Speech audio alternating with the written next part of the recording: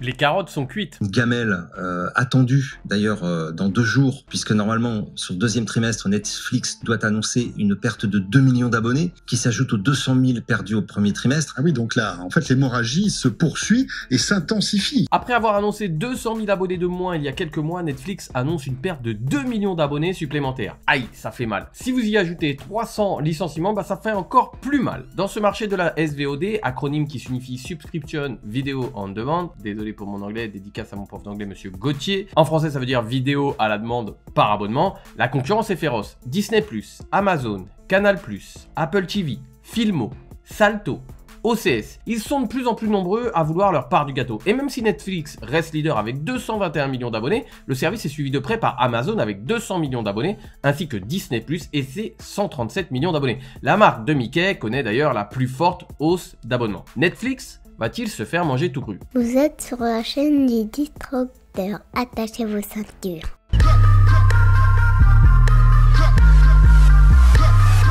À la base, Netflix, c'est un simple service de location de DVD par correspondance né en 1997. Oui, vous savez, des DVD, c'est des trucs qu'on achetait pour regarder des films et qui maintenant n'existent quasiment plus avec l'avènement d'Internet. Netflix sent le vent tourner puisqu'en 2007, il bifurque vers le streaming. 7 ans après, c'est un succès avec 50 millions d'abonnés dans le monde en 2014. Mais Netflix n'est pas que le premier service de SVOD. Ils innovent. Ils produisent la première série produite et diffusée par un service de vidéo à la demande, House of Cards. Et c'est un carton plein puisque la série bat des records d'audience. Malheureusement, la série déclinera très rapidement depuis que la star du programme Kevin Spacey fut suspendu du rôle principal suite à des accusations d'agression sexuelle. La plateforme investit plus de 20 milliards de dollars pour la production de programmes originaux, ce qui donnera lieu à de réels succès comme la série sud-coréenne Squid Game ou encore Cocorico, Lupin avec notre Omar Sy national. Qui n'a pas partagé ses identifiants Netflix avec sa famille ou avec ses amis? Et oui, ça aussi c'est bien joué. Cette technique rend captifs les utilisateurs. Je m'explique. Vous utilisez gratuitement le service grâce au code que l'on vous a partagé, vous devenez addict en regardant régulièrement les séries proposées,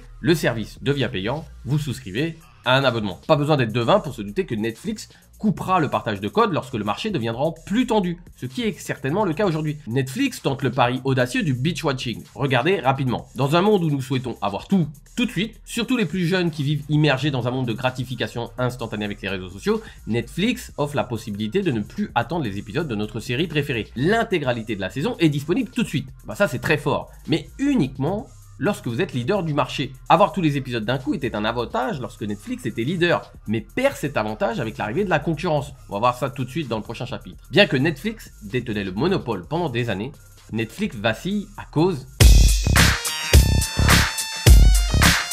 Durant la pandémie de Covid-19, l'utilisation de Netflix a explosé. Normal, tout le monde était confiné, bloqué chez soi, il fallait bien trouver une occupation. De janvier à mars 2021, la plateforme séduit 15,8 millions de nouveaux abonnés payants contre 9,6 millions sur la même période l'année précédente. L'action Netflix monte en flèche et bat des records. Netflix était seul sur son marché il y a encore peu. C'est un parfait exemple de la théorie de l'économiste Joseph Schumpeter, et je vous en parle tout le temps sur la chaîne. Le visionnage de films et séries était encore principalement contrôlé par des sites frauduleux, c'est le statu quo, rien ne bouge, un nouvel acteur entre en jeu et propose une innovation. Payer quelques euros pour avoir tout en illimité. Le service étant plus facile et aussi moins risqué, la majeure partie des clients l'adoptent. Netflix a innové et disrupté le marché. Mais avec l'arrivée de la concurrence, nous arrivons à un statu quo où les utilisateurs sont tentés à nouveau de frauder. Tout simplement parce que le nombre d'acteurs dans la SVOD augmente et que le client ne peut tous y souscrire. Certaines séries sont privatisées par certaines plateformes. Par exemple, vous voulez voir Squid Game, cette série est uniquement disponible sur Netflix. Vous voulez voir The Boys, c'est uniquement sur Amazon. La série Obi-Wan, uniquement sur Disney+.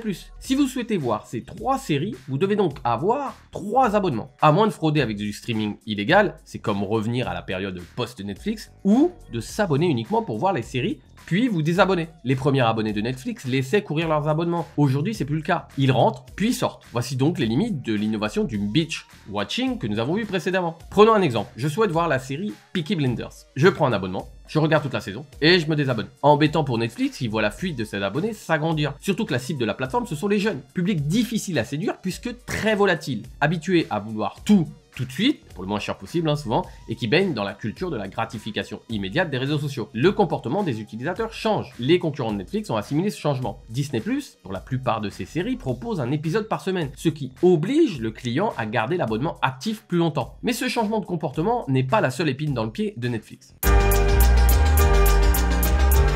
Disney+, Amazon, Canal+, Apple TV, Filmo, Salto, OCS, bientôt la Paramount. L'offre SVOD s'enrichit. Netflix, en innovant, était seul sur un marché bien juteux. Celui-ci se met à niveau avec l'arrivée de sérieux concurrents. Problème majeur, en ces temps d'inflation et de pouvoir d'achat qui se réduit, les clients vont devoir choisir, et choisir, c'est renoncer. Netflix voit le vent tourner et pour contrecarrer les plans de la concurrence, s'apprête à lancer une offre payante moins onéreuse avec de la pub. En gros, le client paiera un abonnement moins élevé que ce qui est proposé aujourd'hui, mais il devra subir la publicité quand il regardera sa série préférée. Tirer les prix vers le bas n'est pas forcément la meilleure stratégie. Le bas prix est le dernier refuge d'un marketing à court d'idées généreuses. Plus le prix est bas, plus il est difficile d'avoir une marge suffisamment conséquente pour atteindre un seuil de rentabilité. Avec moins de marge, la plateforme ne pourra produire autant de programmes. Moins d'argent, moins de programmes. Ou encore, moins d'argent, moins de qualité. Netflix propose beaucoup, peut-être trop d'ailleurs, de nouvelles séries, de nouveaux films. Mais est-ce que ce sont des programmes de qualité? Toujours plus ne veut pas dire toujours mieux. L'équation de la qualité plus la quantité n'est pas compatible avec un prix bas. Netflix devrait surtout se pencher sur la qualité de ses programmes. Faire moins,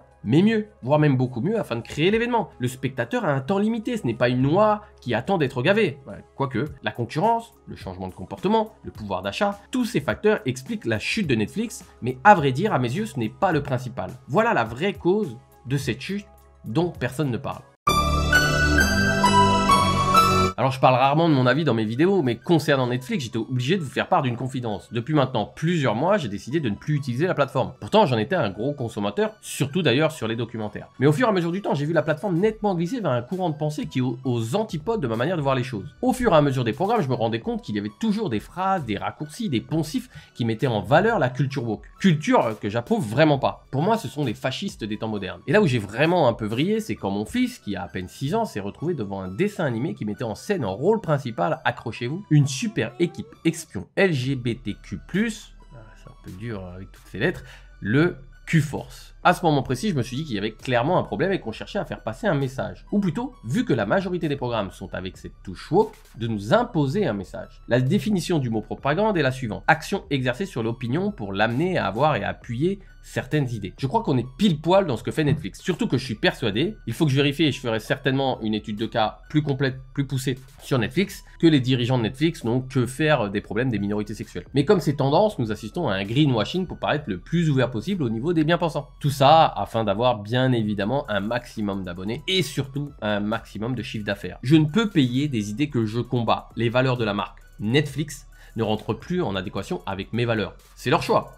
Et c'est aussi le mien. Le politiquement correct, plus la quantité à défaut de la qualité, commence à fatiguer beaucoup de clients Netflix. Et vous, êtes-vous d'accord avec cette analyse? Êtes-vous accro à Netflix? Ou allez-vous couper votre abonnement? J'attends vos avis en commentaire. Un autre secteur pratique la politique du prix le plus bas avec malheureusement un service qui se dégrade, c'est le monde du fitness. Ces fameuses salles de sport avec des abonnements à prix défiant toute concurrence. Je vous invite à me retrouver dans cette étude de cas très complète où nous y verrons comment pratiquer une politique de prix plus élevée avec un meilleur service. Vous avez juste à cliquer sur la vignette qui vient de s'afficher. Sur la chaîne YouTube, je travaille avec 2 partenaires. Ces partenaires m'aident à réaliser mes vidéos. Mais ce n'est pas n'importe quel partenaire. Ce sont des entreprises dans lesquelles j'ai investi. Bah oui, quand je vous parle sans arrêt de cohérence, alors moi-même, je me dois d'être cohérent dans les partenaires que j'ai choisis pour la chaîne YouTube. Le premier partenaire est le groupe Summit. C'est un groupe qui est spécialisé dans les investissements sur les crypto-monnaies. Pour faire clair et pour faire bref, ça fait plus de 2 ans que j'ai investi dans ce service et j'en suis très content puisque j'arrive à un rendement moyen de 4,4% par mois pour cette période avec un pic de rendement à 11,64%. Plutôt pas mal, voire même très intéressant. Pour en savoir plus sur le groupe Summit, vous avez un lien dans la description de cette vidéo pour aller sur le site, ainsi qu'une interview sur la chaîne qui parle en détail de cet investissement et des crypto-monnaies en général. Mon second partenaire, c'est la société américaine Inspire by USA. Cette société est américaine, mais ses fondateurs sont français et elle travaille quasiment qu'avec des Français. Inspire by USA propose une solution innovante, 100% e-commerce, automatisée avec des stores Amazon. En bref, ils vont créer un store Amazon à votre nom, ils s'occupent de référencer les produits ainsi que de les vendre, c'est totalement passif et les rendements sont très intéressants. De 5 à 15% les 3 premiers mois, puis entre 15 et 20% par mois, je précise. Pour en savoir plus, vous avez un lien en description pour prendre rendez-vous avec un conseiller de Inspire by USA et également un lien vers une interview où nous entrons en détail de leur service.